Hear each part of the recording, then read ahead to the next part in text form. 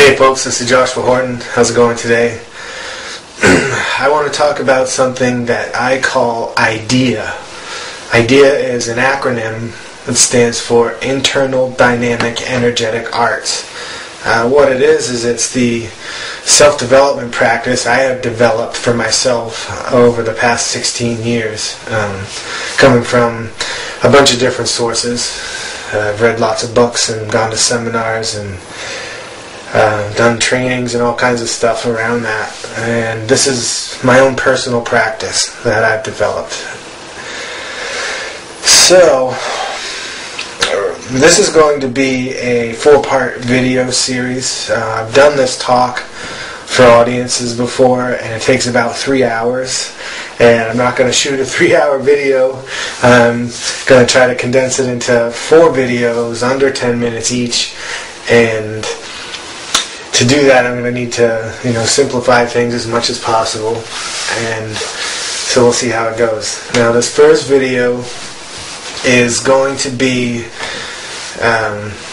essentially practical applications. It's going to be tools that you use for this self-development. The other 3 videos are going to be a breakdown of the different aspects of being human, and simply those are physical, mental, and spiritual. Obviously there's many ways you could break it down. Humans are very complex, but like I said, I'm going to try to keep this simple and as tight as possible. So right now I'm going to give you 2 tools that we'll use, and I'll expand on them in each section of this series. So here's the basics. The first one is something I call creative concentrated focus. So what is that? Let's break it down. Creative concentrated focus. Creativity is it's like a thought form. It's something that bridges gaps. Creativity bridges gaps. If you're talking about problem solving, creativity comes in the form of a solution. If you're talking about artwork, creativity comes in the form of the outward expression of an inner idea. We all have, some idea of what creativity is. We are all creative to some degree.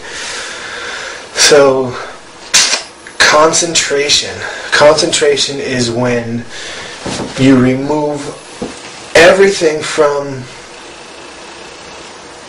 a situation except the particular substance you're working with. Let me try to restate that. You remove all substances except the substance that you're working with. So right now we're talking about a mental thing, and so in our minds we can hold all kinds of stuff, thoughts, ideas, doubts, fears, emotions, all kinds of stuff. So instead of thinking all of that stuff, all we're going to do is be creative. We are going to remove everything except creativity from our thought process. So that is concentrated creativity. The next part of that is focus. And focus is when you block out everything from your awareness except the one thing that you're working on.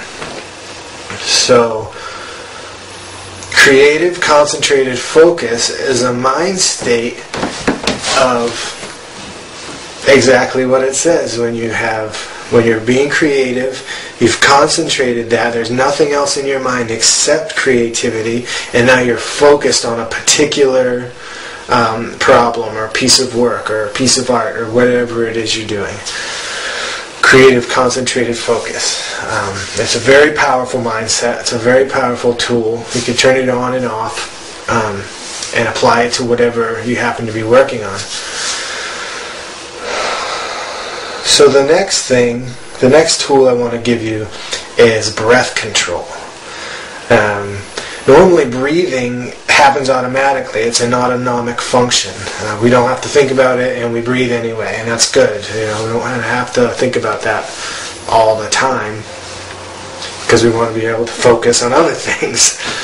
But sometimes it's very useful to take control of your breathing.